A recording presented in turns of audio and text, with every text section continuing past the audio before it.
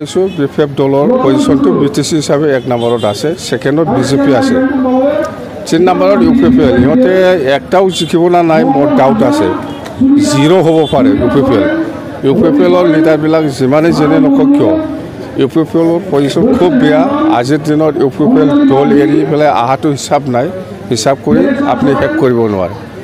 কথা হয়তো অঞ্জলি টেইমাৰী নতুন দল খোলাৰ ক্ষেত্ৰত আমাৰ বিফেপ দলৰ পৰা আমাৰ ক'ব লগা একো নাই, চবৰে অধিকাৰ আছে দল খোলা বা কিবা সংগঠন খোলা।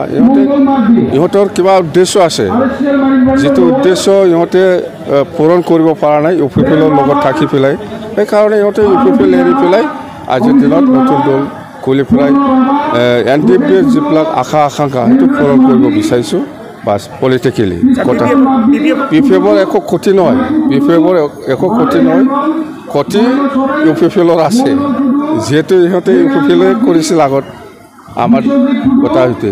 আৰু বাকী বাছ কৈছে এইবিলাক কথা প্ৰমোদ বড়োৰ কথা। প্ৰমোদ বড়ো আজিৰ দিনত সি নিজে কৈ লোৱা নিচিনা হয়, একো 0 মানে BTCত 0 হৈ গ'ল। সি আবাং চাবাং বকি থাকিব পাৰে, একটাও চিট নাপায়। প্ৰমোদ বড়ো ৰাইজৰ কাৰণে কাম কৰা নাই, সি নিজৰ পকেটৰ কাৰণেহে কাম কৰি আছে।